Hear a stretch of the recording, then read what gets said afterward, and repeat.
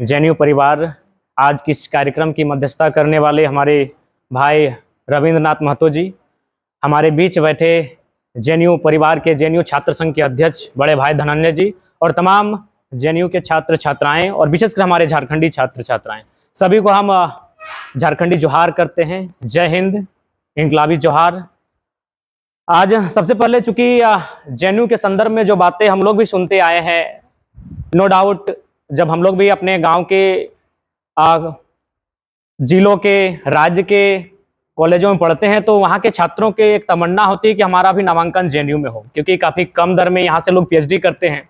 और जब जेएनयू आने के बाद और तमाम अखबार के स्रोतों के माध्यम से भी ये जानकारी मिलती है कि लगातार यहाँ के जो फंड है, यहाँ का जो अनुदान है, उसमें कटौती किया जाता है। तो मुझे एक छोटी सी मैंने बचपन में कहानी पढ़ी, तो उस कहानी को मैं दोहराना चाहूँगा। एक राजा हुआ करते, तो उस राजा के एक अंधा व्यक्ति उनके राज्य में रहा करता था। तो अंधा व्यक्ति, जाहिर सी बात, उसका कुछ काम दाम होता नहीं था। वो अंधा व्यक्ति दिन भर राजा उसको बहुत अच्छा अच्छा भोजन कराते थे, अंडा मीट मछली खिलाते थे, मिठाई वगैरह। और वो चौक चौराहे में बैठता था, वो चाय की दुकान में बैठता था, वो पान की दुकान में बैठता था और लोगों के बीच चर्चा करता था कि राजा जी बहुत अच्छे हैं, क्योंकि फ्री में उनको खाना मिलता था। तो एक दिन राजा जी को पता चला कि भाई ये तो अंधा बहुत अच्छा व्यक्ति है, ये जहां भी बैठता है, फल की दुकान में, चाय की दुकान में, पान की दुकान में, किसी नाश्ते की दुकान में, किसी कपड़े की दुकान में, तो मेरी चर्चा करता है, मेरी तारीफ करता है। तो ऐसा क्यों ना हो कि इसकी आंखों का इलाज कर दिया जाए। तो फिर एस्टिमेट बनाया जाता है, मंत्री को बुलाया जाता है और कहा जाता है कि इसकी आंखों का इलाज किया जाए। तो मंत्री जी उसे रोकते हैं कि राजा साहब खबरदार, अगर आप चाहते हैं तो बाकायदा इसकी खुराकी में बढ़ोतरी कर दी जाए। अगर इसको आप 2 अंडा खिलाते हैं तो 4 अंडा खिलाइए, क्योंकि अगर इसकी आंखों का इलाज होगा तो ये सबसे पहले आपके कृत्यों को देखेगा और ये पहला ऑब्जेक्शन ये बंदा खुद करेगा। इसलिए अच्छा है आप इसको अंधा ही रखें, बल्कि इसकी खुराक को डबल कर दें। तो यही आज हमारे राजनेताओं का, सत्ताधीशों का उद्देश्य है। ये शिक्षा का जीएसटी कितना होगा? 18%, और उसको सोना खरीदना है तो 3% में हो जाएगा। क्योंकि कोई नहीं चाहता है कि सत्ता से सवाल करे, कोई नहीं चाहता है इलेक्ट्रल बॉन्ड पे सवाल करे, कोई नहीं चाहता है पीएम केयर फंड पर सवाल करे, कोई नहीं चाहता है कि आज जिस प्रकार हमारा देश क्रॉनिक कैपिटलिज्म की ओर बढ़ रहा है उससे हटकर हम एक ऐसी व्यवस्था को कायम करें जहां अमीर और गरीबों के बीच अंतर ना हो। इन विषयों पर कोई सुनना नहीं चाहता है। तो लिहाजा अगर आज जेएनयू के सामने जो समस्या आई है, तो मेरा यही मानना है कि कहीं ना कहीं जो अगर सवाल कहीं गूंजता है तो जेएनयू से गूंजता है। तो इसलिए आज सरकारों की नजर यहाँ के प्रति नकारात्मक रही है। लेकिन मुझे आशा है इस नकारात्मक वातावरण में भी जेएनयू के संबल छात्र, जेएनयू के विचारवान छात्र इस देश को एक नई दिशा देने का कार्य करेंगे। मेरा परिचय है जयराम कुमार महतो। मैं भी आपकी तरह एक साधारण परिवार से, एक किसान परिवार से, एक किसान परिवार का बेटा हूं। और 2 वर्ष पूर्व मैंने एक छात्र मूवमेंट में एंट्री करने का काम किया था। और जब मैंने मीडिया के सामने मैं आया, उनके बीच सभाओं में मैंने अपनी बातों को रखने लगा, तो लोगों के बीच हमारा प्रचार प्रसार होने लगा, लोग मुझे डिमांड करने लगे, मैं उनके बीच जाने लगा। और चूंकि जब लोग मुझे सुनने लगे तो मेरे साथ भी होने लगे। तो लोगों ने मुझे कहा कि अब आप स्टूडेंट लीडर ना होके अगर आप कुछ मुद्दों पर अगर हमारा साथ देंगे तो बेहतर होगा। तो झारखंड का सबसे बड़ा मुद्दा आता है जमीन को लेकर, क्योंकि वो माइंस का एरिया है, आप लोग भी जानते हैं। सबसे ज्यादा कोयला हम देते हैं, सबसे ज्यादा खनिज संपदा हम देते हैं, 40% देते हैं, 27% कोयला हम देते हैं। तो उन मुद्दों पर हमारी एंट्री होने लगी, विस्थापन के मुद्दों पर हमारी एंट्री होने लगी। और मैं आज आपको बताना चाहूंगा, जब मैं दिल्ली आ रहा था तो कुछ महिलाओं का टीम मेरे पास पहुंचे और उन महिलाओं की टीम ने हमसे कहा कि बाबू आप दिल्ली जा रहे हैं तो सदन में इस बात को उठाइएगा, क्योंकि गांव घर की महिलाएं हैं, उनको उतना आइडिया नहीं कि हम संसद जा रहे हैं कि कहां जा रहे हैं। उनको ये अभी भी मालूम नहीं कि हम चुनाव को हारे हैं। आज भी उनको लगता है कि हम चुनाव संसद है, उनके एमपी हैं और वो 1942 का डॉक्यूमेंट लेके आए। 1942 का डॉक्यूमेंट लेके आए। ये सिंदरी विधानसभा का मामला है, ये एफसीआई हर्ल का मामला है, जहां 1942 के आसपास उनका जमीन का अधिग्रहण किया गया है। उनको ना आज तक मुआवजा मिला है, ना आज तक नियोजन मिल पाया है। आज भी ये लोग चक्कर काट रहे हैं। तो बिल्कुल धनंजय दा ने बढ़िया बात कहा कि क्षेत्र मुद्दा कुछ नहीं होता है, एक्चुअली नेशनल मुद्दा होता है। जमीन अधिग्रहण का विषय नेशनल है, माइंस का विषय नेशनल है, लेकिन उन विषयों को जो नेशनल इश्यू होते हैं, जो नेशनल का विमर्श होता है, वहां स्थान नहीं मिल पाता है, जिस कारण आज हमारे राज्य की दशा है और हमारा राज्य लगातार उपेक्षित हो रहा है।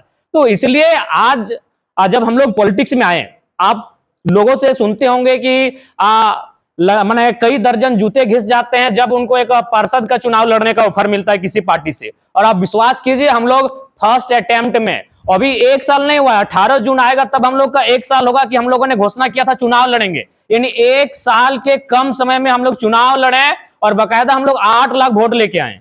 8 लाख, और जिस सीट से हम गिरिडीह से लड़े थे 3,47,000 वोट लेके आए, अभी इंडिपेंडेंट, अभी फर्स्ट अटेम्प्ट में। ये मैं भारत की बात नहीं करूंगा, लेकिन झारखंड के इतिहास में ये फर्स्ट अवसर, ये पहला अवसर है कि कोई लड़का 1 साल के दरमियान चुनाव लड़ता है और पहले प्रयास में 3.5 लाख वोट लेके आता है। 27-27.5%। जो दूसरे स्थान पर थे उनका 29 था, जो पहले पायदान पे थे उनका 34 या 35 था। तो ये कहीं ना कहीं हुआ, हम लोगों ने क्लियर कट बात किया, हम लोगों ने टू द पॉइंट बात किया, उन समस्याओं को निराकरण करने पर बात किया, इसलिए लोगों का हमने भरोसा जीता। और बिल्कुल जब ये देश का चुनाव था तो लोग देश स्तर की बातें करते थे, कई न्यूज़पेपर और चैनल इस बात को भी लिखते थे कि राम के नाम के आगे कब तक टिकेंगे जयराम। और जब हमसे सवाल होता था कि आप कब तक इनका मुकाबला करेंगे, हमने कहा कि देखिए हमारी लड़ाई रोटी की है, हमारी लड़ाई विस्थापन की है, हमारी लड़ाई पलायन की है, और जब तक ये विषय, ये रोटी और पेट की आग का विषय सबसे ऊपर रहेगा तब तक हम लोग इस चुनाव में रहेंगे। और लिहाजा चुनाव में हम लोग रहें, और चुनाव में हम लोग का पिछड़ने का कारण यही था, जो दुनिया जानती है कि 3-3.5 लाख वोट एनडीए के रहते हैं साइलेंट, और 3.5 लाख वोट ठीक उसके अपोनेंट के रहते हैं कि जो उसको हरा पाएगा। वो अच्छा हो बुरा हो कोई मतलब नहीं, एनडीए का भी प्रत्याशी हो अच्छा हो बुरा हो कोई मतलब नहीं, उसकी विचारधारा कैसी हो, वो आपराधिक मामला हो, वो अच्छा है कि नहीं, कोई मामला नहीं, दोनों का 3.5 लाख साइलेंट वोटर होता है। उस भीड़ में एंट्री करना, और हम लोग अपने आप को पार्टी का जो रजिस्ट्रेशन हमारा हुआ था वो भी अभी नहीं हुआ है, हमारा ना पार्टी का रजिस्ट्रेशन हुआ है, ना हमें अभी सिंबल अलॉटमेंट हुआ है। 8 लोकसभा में हम लोगों को 4 सिंबल मिला। मेरा गैस सिलेंडर था, हमारे 2 साथियों का कैंची था, एक का गन्ना किसान था, 2 का हेलमेट था। तो उन परिस्थितियों के बाद भी हम लोग लगभग 8 लाख वोट 8 लोकसभा से, यानी एवरेज 1 लाख मान सकते हैं, हमने एक लोकसभा से लेकर आए, जो कि मतलब आसान काम नहीं होता है। तो इसलिए ये चीजें हम लोग इसलिए हासिल कर पाए कि राज्यवासियों को हम लोगों ने एक विश्वास दिलाया कि आपके नेता जब चुन के जाएंगे, आपके वोट से चुन के जाएंगे, तो आपके जैसे होंगे। जैसे जब हम स्कूल डेमोक्रेसी के जो स्कूल में जब मेरा राउंड टेबल था, तो हमारे कुछ साथी आए जो दिल्ली में रहते हैं, इंजीनियर काम करते हैं, अच्छी सैलरी, आके हम ट्रूजॉन में थे और टी शर्ट में थे, आके हमें एक शर्ट लेकर आए, जींस लेकर आए, बोला नहीं तो आपको एंट्री नहीं मिलेगा। हम बोले नहीं, हम जनता के लीडर हैं, मेरी जनता जो एफोर्ड कर पाएगी हम उसी ड्रेस में आएंगे, अगर एंट्री नहीं मिलेगा हम झारखंड वापस चले जाएंगे, लेकिन हम अपने व्यवहार में किसी प्रकार का परिवर्तन नहीं करने वाले हैं। तो जनता को हम लोगों ने यह संदेश दिया कि आपका वोट है, क्योंकि जो तारीख थी वो 25 मई का तारीख था, 44 डिग्री का टेम्परेचर था, आप झुलसते हुए वोट देंगे, और जो आपके बीच चुनाव जीत के जाएगा, अगर वो एसी के कमरे में जाके धाक से बैठेगा तो आपका लीडर नहीं है। तो इसलिए आप अगर हम चुन रहे हैं तो आप विश्वास जताइए, हम आपके जैसे हैं और आपके जैसे बन के रहेंगे। और आपको यह भी मैं बताना चाहूंगा कि 2200 बूथ आता है, उसमें हम लोगों ने मात्र 1200 से 1400 बूथ में एजेंट रखा था। 1000 बूथ में हमारा एजेंट भी नहीं था। 1 रुपया हम लोगों ने बूथ खर्च के नाम पर किसी को नहीं दिया था कि 1 रुपया आप बूथ खर्च के नाम पे ले लीजिए, कुछ भी हम लोग नहीं दिए थे। बस हमने इतना कहा था कि अगर हम लोग चुनाव जीत जाएंगे तो अपनी 75% सैलरी जनता को डोनेट कर देंगे। हमने ये कहा था कि अगर हम लोग चुनाव जीत जाएंगे तो बाकी जो नेता हैं वो क्या करते हैं, पहले चुनाव जीतते हैं और सबसे पहले अपना जमीन लेते हैं। और मेरा भी मानना है कि आज के दौर में इंसान की सबसे अहम संपत्ति जमीन का टुकड़ा होता है, क्योंकि एक इंजीनियर गारंटी नहीं लेगा कि उसका बेटा इंजीनियर बनेगा। आज जो भाई लोग जेएनयू में पढ़ते हैं, जो बहन लोग जेएनयू में पढ़ते हैं, वो भी गारंटी नहीं लेगी उनका बच्चा जेएनयू में ही पढ़ेगा। जो डॉक्टर है वो गारंटी नहीं लेगा कि उसका बच्चा डॉक्टर बनेगा, लेकिन एक किसान गारंटी लेगा कि उसके पास खेत सलामत रहेगा तो उसका बेटा खेती करके जीविका उपार्जन कर लेगा। तो इसलिए मैंने स्पष्ट कहा कि हम लोग अपने क्षेत्र के बाहर कहीं एक इंच जमीन नहीं लेंगे। आज हमारे झारखंड या फिर बाकी जो स्टेट के लीडर है, आप भी देखते होंगे, ये फार्म हाउस इनका है, यहां से इतना दूरी तक 100 किलोमीटर तक, 10 किलोमीटर तक यहाँ इनका साम्राज्य है। तो हमने जनता को यह विश्वास दिलाया कि हम अगर आपके लीडर हैं तो हमारा सारा चीज दिनचर्या आपके जैसा होना चाहिए। हम आपसे अलग कैसे हो सकते हैं? अगर हम में आपसे अलग जरा सा भी क्वालिटी है तो फिर आप अपना वोट हमें मत दीजिएगा, हम आपके लीडर नहीं हो सकते हैं। तो कुल मिलाकर एक झारखंड की धरती से एक सुंदर मैसेज आया है, और उस मैसेज को हम लोग 4-5 महीने बाद विधानसभा के चुनाव है वहां हम लोग लेकर जाएंगे। और सबसे महत्वपूर्ण जो पैसे का बात आता है, जो हमेशा चैलेंज रहता है पॉलिटिक्स में, वो चैलेंज हमारे झारखंड में नहीं दिखा। और अभी भी हमें लगता है कि अगर हम गांव में जाएंगे तो किसी गांव में महिलाएं चावल इकट्ठा करके रख दी हैं, किसी गांव में वह आलू प्याज की सब्जियां इकट्ठा करके रख दी हैं। और मुझे लगता है अगर आज उन सब्जियों को बाजार में बेचकर हम लोग एकत्रित करेंगे तो शायद 10 से 15 लाख रुपए आ जाएंगे।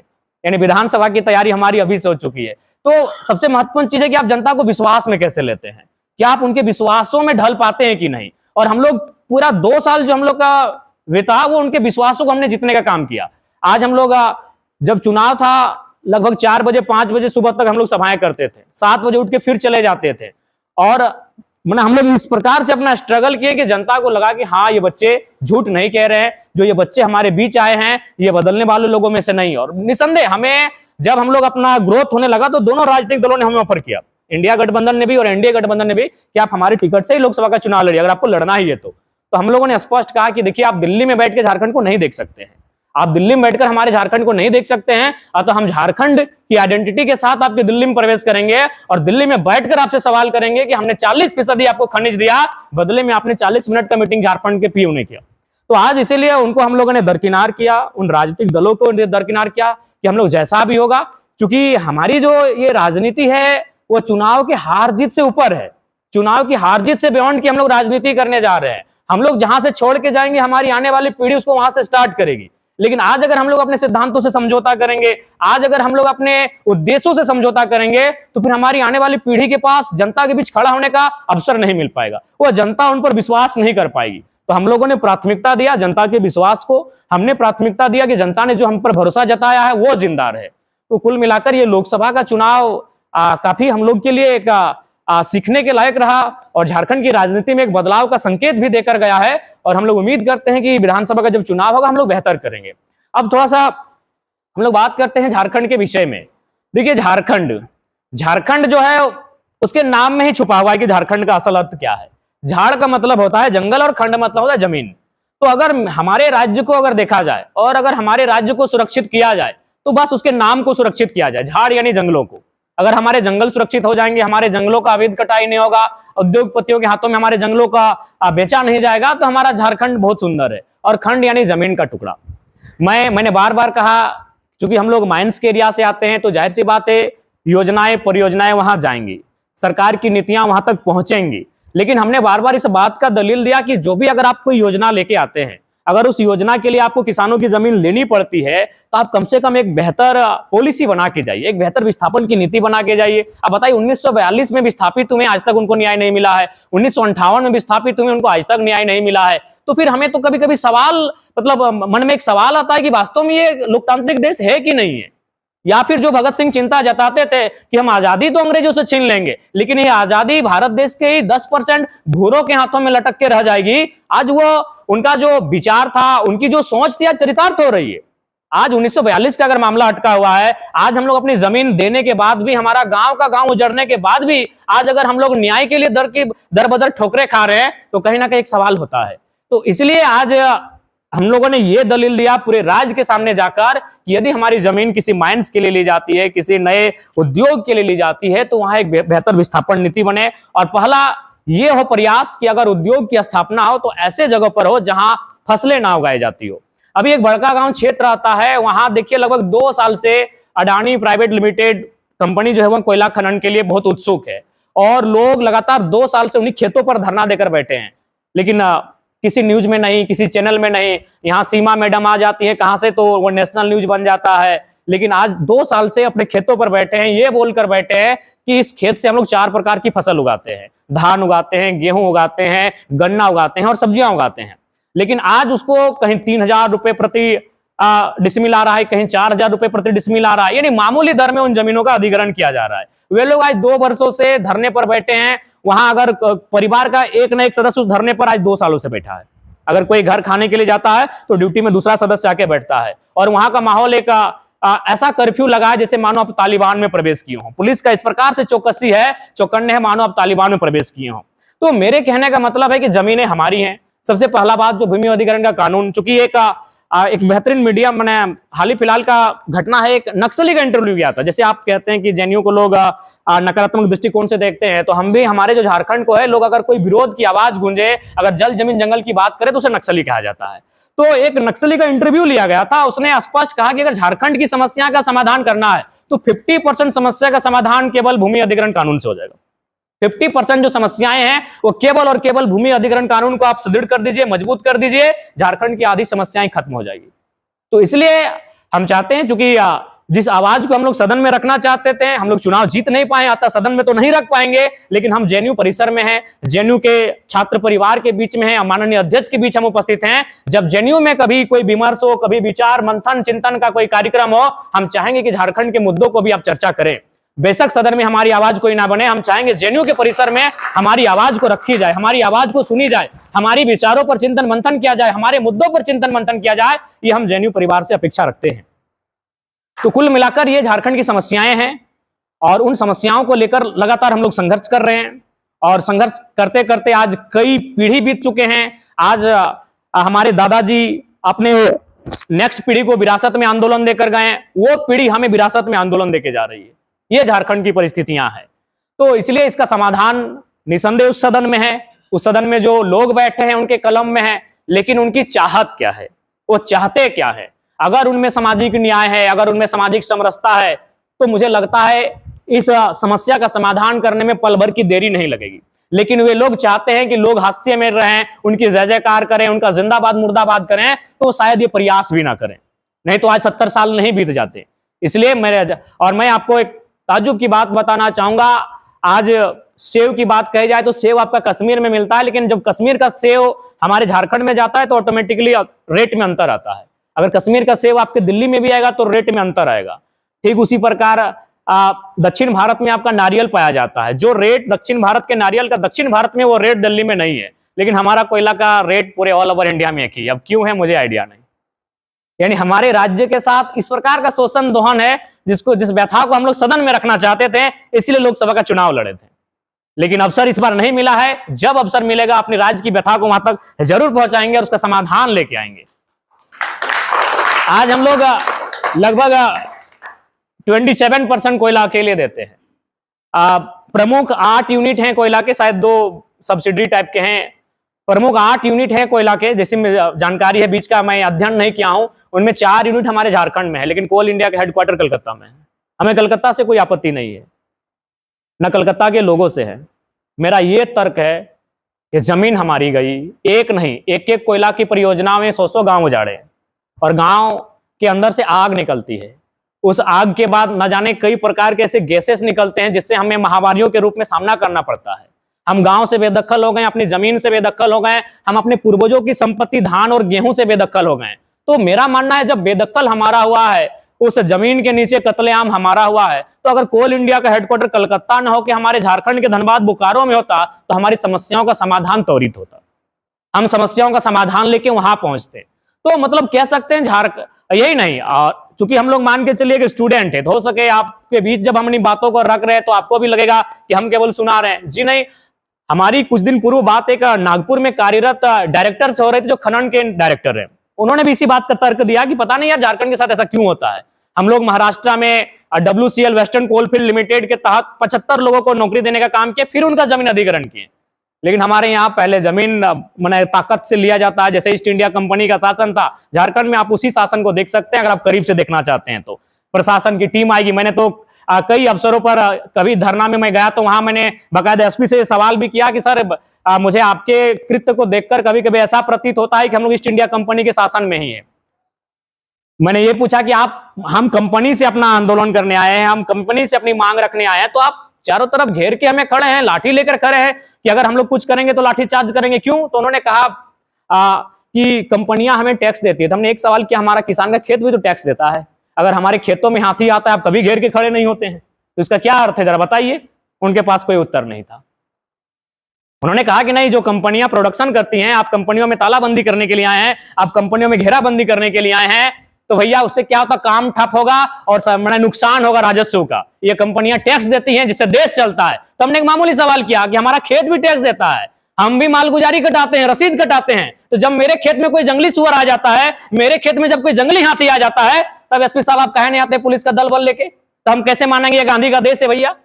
हम क्यों ना कहें ईस्ट इंडिया कंपनी के शासन आज भी इनडायरेक्ट रूप से चल रहा है। चंद मुट्ठी भर लोग इस देश की सत्ता में कायम है और वे अपने अनुसार इस देश की शक्तियों का उपयोग कर रहे हैं। तो ये समस्याएं आज झारखंड की धीरे धीरे विकराल हो रही हैं। आज अगर उन समस्याओं पर कोई नजर नहीं दौड़ाएगा तो बहुत माने विकराल दृश्य सामने आएगा। हमारे वहां एक जादू घोड़ा आता है, उसे आप जनरल नॉलेज में शायद पढ़े होंगे, यूरेनियम का वहां खनन किया जाता है। वहां का 2008 का एक बेहतरीन मैंने एक वहां सर्वे आया था जिसमें स्पष्ट है कि वहां लगभग 47% महिलाएं ऐसी हैं जो मैंने गर्भ धारण नहीं कर पाती है, फिर भी खनन का कार्य जारी है। तो यही बार बार हम कह रहे हैं कि आप विस्थापन पॉलिसी लेके आइए। अगर आपको खनन करना है तो आप उस प्लेस को चिन्हित कीजिए जहां आपको खनन करना है, और बकायदा उस गांव को कम से कम 5 किलोमीटर दूर बसाइए। ये तो आपको करना होगा। अगर आप जमीन के बदले जमीन उसको नहीं देंगे तो वो रहेगा कहां? क्योंकि आप जिस दर से जमीन का अधिग्रहण कर रहे हैं उस दर से वो नया जमीन नहीं खरीद पाएगा। 3 लाख 4 लाख में आप एकड़ एकड़ जमीन खरीद ले रहे हैं, वो अगर मार्केट में जाएगा तो डिसमिल का दाम 1 लाख रुपया है। तो वहां लगभग 47% महिलाएं ऐसी हैं जो गर्भधारण ही नहीं कर पाती हैं। उसके बाद भी एक ट्रेजेडी क्या होती है कि उस यूरेनियम को खनन करने के बाद वो फिल्टर करने के हैदराबाद लेके आते हैं। बकायदा हैदराबाद में बड़ी अच्छी तरीके से उसको फिल्टर किया जाता है, और फिल्टर करने के बाद जो उसका बेहतरीन मटेरियल बचता है उसको प्रयोगशाला में भेजा जाता है, और जो कचरा बचता है जिससे मैंने कुछ बीमारी फैलने की आशंका होगी उसे फिर झारखंड डिपोर्ट किया जाता है।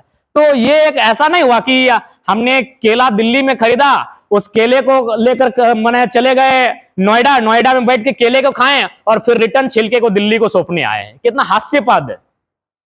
तो ये स्थिति हमारे राज्य के साथ है, और दुर्भाग्य इस बात का है कि मैंने जब देश का विचार विमर्श होता है वहां इन विषयों को स्थान नहीं मिल पाता है। तो इसीलिए हम लोग लोकसभा का चुनाव लड़ने का उद्देश्य यही था कि अगर हम लोग चुनाव को जीत के जाएंगे तो जो इशू झारखंड के हैं उनको देश के पटल पे रखा जाएगा।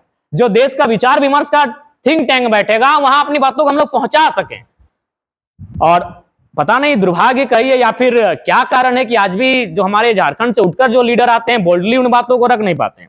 क्योंकि जब मैंने कंपनियों पे सवाल खड़ा किया, मैंने तो कई अवसर पर टाटा पे भी सवाल खड़ा किया है, नो डाउट दुनिया में उनका बहुत नाम है, लेकिन जिन्होंने जमीन दिया है उनके सामने उनका कोई नाम नहीं है। मैं आपको बताना चाहूंगा, मैं झारखंड से आता हूं और टाटा जमशेदपुर बकायदा टाटा के नाम से प्रसिद्ध है। आप वहां का जो धरातल का रिपोर्ट जानना चाहेंगे तो झारखंड जा सकते हैं। बाकी दुनिया में उनका बेहतरीन नाम है, नो डाउट, मैं उनके नाम में कटौती भी नहीं करना चाहूंगा, लेकिन जिनके कारण जिन्होंने जमीन देकर टाटा को बसाया है उनके बीच आप जाइएगा वहां नकारात्मक न्यूज मिलेगा। तो बकायदा मैंने वहां भी सवाल खड़ा किया है। तो जब मैं इंटरव्यू के लिए जाता हूं, मैं न्यूज के सामने बैठता हूं, तो ये लोग पहले कैमरा को ऑफ करने के बाद पूछते यार तुम क्या हो, इंसान ही हो ना, तुमको डर नहीं लगता है? तो हम एक ही लाइन देते हैं कि सूरज का भी अंत होगा, धरती का भी अंत होगा, हम तो 60 साल की आयु जीने वाले हैं, हमको किस बात का डर है? जब तक रहेंगे झारखंड की आवाज को जोरदार तरीके से हम रखेंगे।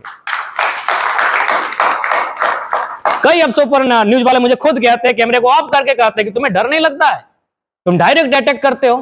हम बोले हम तो जो उनका तथ्य है, तर्क है, जो हमारे पास आर्गुमेंट है, उनको हम तो पहले वेरीफाई करते हैं, सत्यता की पुष्टि करते हैं, फिर उन बातों को रखते हैं। तो इसलिए आज नो डाउट आज जिस चिंतन मंथन के लिए हम लोग आए हैं, जो स्थानीय मुद्दे, सही बात है, स्थानीय मुद्दे एक्चुअली उनको नजरिया है, बाकी जो हमारे मुद्दे हैं वो स्थानीय नहीं, हो तो नेशनल इश्यूज है। माइंस स्थानीय नहीं है, भूमि अधिग्रहण स्थानीय नहीं है, डिस्प्लेसमेंट स्थानीय नहीं है, जो भी हमारे मुद्दे हैं वो स्थानीय कहां है? वो तो नेशनल इश्यू का पार्ट बनने वाले मुद्दे हैं। अगर हम भूमि अधिग्रहण की बात करेंगे तो भारतीय संविधान अनुसूची 9 का विषय है, तो अनुसूची 9 स्थानीय विषय कहां से हुआ? हम माइंस एक्ट की बात करेंगे, कंपनी एक्ट की बात करेंगे तो वो सेंट्रल इश्यू है, वो स्थानीय विषय कहां से रहा? एक्चुअली नजरिया लोगों का नकारात्मक रहा है। उस नकारात्मक नजरिए को हम लोग बदलने के लिए एक सार्थक प्रयास करने के लिए घर से निकले हैं। अब क्या होगा नहीं होगा ये तो भविष्य के गर्भ में है, लेकिन इतना है झारखंड की मिट्टी हमेशा आंदोलन की धरती रही है और हमेशा आंदोलन से उसका सामना रहा है। अंग्रेजों का भी हमने जब अंग्रेज आधुनिक तोपों के साथ आते थे, हम लोग पौराणिक तीरों के साथ उनका मुकाबला करते थे। हम उस मिट्टी के उन लोगों के वंशज हैं। अतः जब तक हम लोग की सांसें हैं, जब तक हमारी जुबान है, जब तक हम लोग हैं, अपने झारखंड के साथ जो अत्याचार हो रहा है उस पर हम लोग बोलेंगे, उस पर आंदोलन करेंगे और उन विषयों को देश के कोने कोने तक पहुंचाने का हम लोग प्रयास करेंगे ताकि उसका कहीं से समाधान निकले।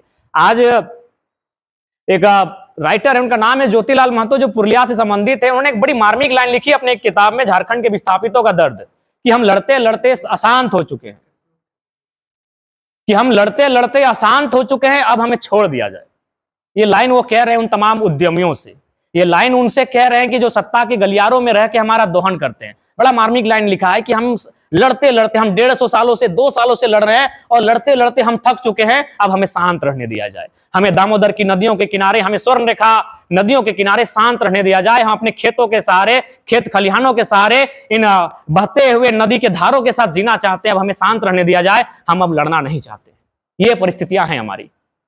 आज कई वर्षों से हम लगातार लड़ाइयां लड़ रहे हैं, लेकिन हमारे विषय को ना कोई सुनने वाला है, ना उस पर विचार चिंतन मंथन करने वाला है। तो इसलिए हम आशा करते हैं आज जेएनयू परिसर में खड़े होकर कि जब जेएनयू में किसी प्रकार का चिंतन मंथन हो तो हम चाहेंगे कम ही समय मिले, कुछ ही समय मिले, हमारे झारखंड के इशू पर भी बात हो, हमारे झारखंड के लोगों के साथ जो समस्याएं उत्पन्न होकर आ रही हैं उन समस्याओं के समाधान पर बात हो। मैं ये अपेक्षा करता हूं और ज्यादा समय नहीं लेंगे क्योंकि झारखंड की व्यथा इतनी है और मुद्दे इतने हैं और आज के विषय पर बात भी इतने हैं कि शायद रात खत्म हो जाएगी। तो खैर, आप सबों का प्यार मिला, आप सब सुने और दिल्ली जैसे शहर में हम लोग गांव के लड़के को सुनने का आपने काम किया, उसके लिए सभी का अभिनंदन करते हैं, आभार करते हैं, जोहार करते हैं। और अंत में इतना ही कहेंगे कि हम लोग अपनी आवाज के माध्यम से भारत बचाने की ही मुहिम है, क्योंकि गांधी कहते थे भारत की आत्मा बसती है गाँव में और गाँवों की आत्मा बसती है किसानों में।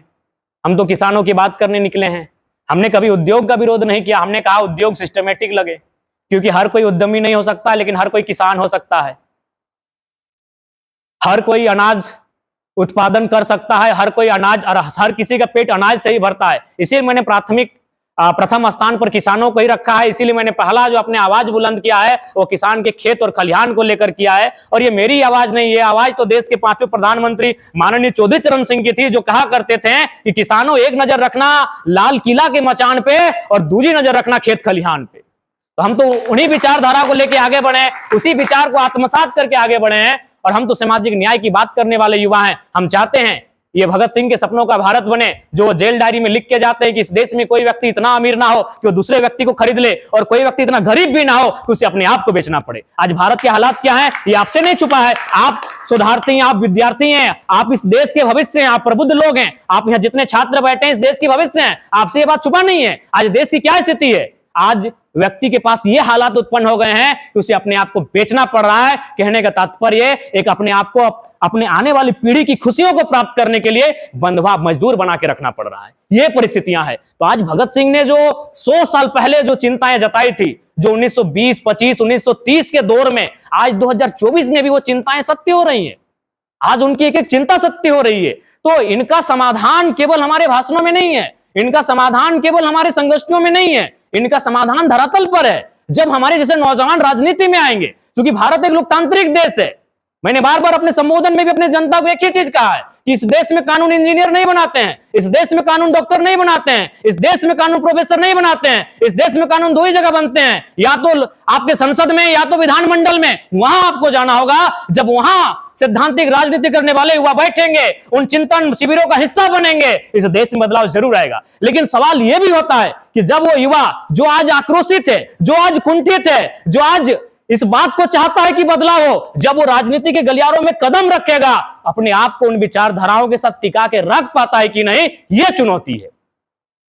यह चुनौती है, क्योंकि हम जिस उम्र में हैं यह स्वाभाविक है, यही बात करने की उम्र है, हमारा यही लहजा होता है, हम लोग इसी लहजे में बात करते हैं, यही आक्रोश में बात करते हैं, यही उग्र स्वभाव में हम लोग बात करते हैं। लेकिन सवाल यह होता है कि ये जरा महतो जो आज आपके बीच खड़ा होकर बात कर रहा है, ये झारखंड में स्पार्क हुए छत से जो खड़ा होकर बात कहता है, क्या सदन में हमारी उपस्थिति यही हो पाएगी कि नहीं, ये सवाल खड़ा होता है। जिस दिन हमारे दोनों कैरेक्टर में अंतर नहीं होगा, जो हम छात्र जीवन में सरकार की नीतियों को लेकर जितनी आलोचना कठोरता के साथ करते हैं और संसद भवन के भीतर भी बैठकर जिस प्रकार हम आलोचना कठोरता के साथ करेंगे, अगर हमारे दोनों चरित्र में बदलाव नहीं होगा तो देश जरूर बदलेगा, इस बात की गारंटी है। मैं देश का तो वर्तमान में नहीं कह सकता हूं, लेकिन मुझे पूर्ण विश्वास है आधे झारखंड को मैं तब्दील करूंगा। मैं पूरे झारखंड की भी बात नहीं कह रहा हूं, क्योंकि झारखंड में विविधताओं का राज्य है, विभिन्न भाषाएं हैं, विभिन्न प्रकार की परंपराएं हैं। लेकिन मैं जहां से संबंध करता हूं उसे उत्तरी छोटानागपुर कहा जाता है। वहां तो हम लोगों ने एक पूरा बहुत बेहतरीन तरीके से बिगुल फूंकने का काम किया है, और वो उसके जो पड़ोसी हिस्से हैं यानी प्रमंडल के हिसाब से वहां भी वो झलक देखने को मिलेगी। बिल्कुल हम लोग जो कहते हैं उन विचारधाराओं को राजनीति में लेकर आए हैं, और हम लोगों ने जो जनता के बीच कहा है उस पर हम लोग अमल रहेंगे, इस बात की हम लोगों ने गारंटी दिया है, तभी आज हमें 8 लाख वोट मिले हैं। तो इसलिए जिन विषयों पर हम लोग चिंतन मंथन करते हैं, जिन विषयों को लेकर हम लोग आलोचनाएं करते हैं, विवेचनाएं करते हैं, जब हम उस गलियारों में प्रवेश करते हैं, जब जिम्मेवारी के पदों पर अपने आप को स्थापित करते हैं, वहां हमारा नजरिया कैसा रहता है, वहां हमारा व्यवहार कैसा रहता है, वहां हमारा चरित्र क्या रहता है, ये मायने है। नो डाउट आज जिस परिसर में मैं बैठा हूं, इन्हीं में से आप अच्छे अच्छे पदों पर जाएंगे भविष्य में, इसमें कोई शंका नहीं है, ये जेएनयू है। मुझे इस बात को कहने में किसी प्रकार की कोई अतिशयोक्ति नहीं है। मुझे पूर्ण आशा है कि आप लोग जब यहां से निकल कर जाएंगे, अपने शिक्षा को ग्रहण करने के बाद जब जेएनयू के परिसर से बाहर निकलेंगे, निसंदेह आप भारत सरकार में या अपने राज्य सरकार के ऊंचे पदों पर स्थापित होंगे। बहुत सारे हमारे साथी राजनीति में अपने आप को स्थापित भी करेंगे, लेकिन आज जैसा आप हैं वहां जाने के बाद अगर ऐसा रहेंगे तो मुझे लगता है यह देश जरूर बदलेगा, और बदलना चाहिए, यह देश बदलना चाहिए। नहीं तो आज जो परिस्थितियां सामने आ रही हैं, जिन परिस्थितियों से हम सामना कर रहे हैं, अगर ऐसा ही रुक रहा इन हवाओं का तो 20 वर्षों में, 25 वर्षों में हमें ऐसा प्रतीत होगा कि इनसे बेहतर तो अंग्रेज थे। आज अगर चूंकि मैं झारखंड से आता हूं, मैं किसी भी बात को लेकर मैं अपने हक को मांगने जाता हूं तो प्रशासन एक चीज हमें उपहार में रखी है, जैसा आपने फूलों की गुलदस्ता हमें थमाई, वो 353 का धारा रखती है। क्या ये स्वागत है 353 का धारा सरकारी काम में बाधा डालने के लिए? अब बस वहीं से आपका किस्सा खत्म। वहां से अगर आप हिम्मती नहीं है, आप अगर हौसले वाले नहीं है, तो आपका किस्सा खत्म। आप मत बात कीजिए विस्थापितों की, आप मत बात कीजिए छात्रों की, आप मत बात कीजिए किसानों की, आपका स्वागत 353 की धारा से। तो खैर, विषय को ज्यादा ना बढ़ाते हुए आप सबों को पुनः धन्यवाद। आप लोगों ने जेएनयू के ऐतिहासिक परिसर में, भारत देश के नामचीन परिसर में मुझे आने का अवसर प्रदान किया। इसके लिए मैं तमाम जेएनयू परिवार का आभार व्यक्त करता हूं, और पुनः जय हिंद, जोहार झारखंड, लाल सलाम।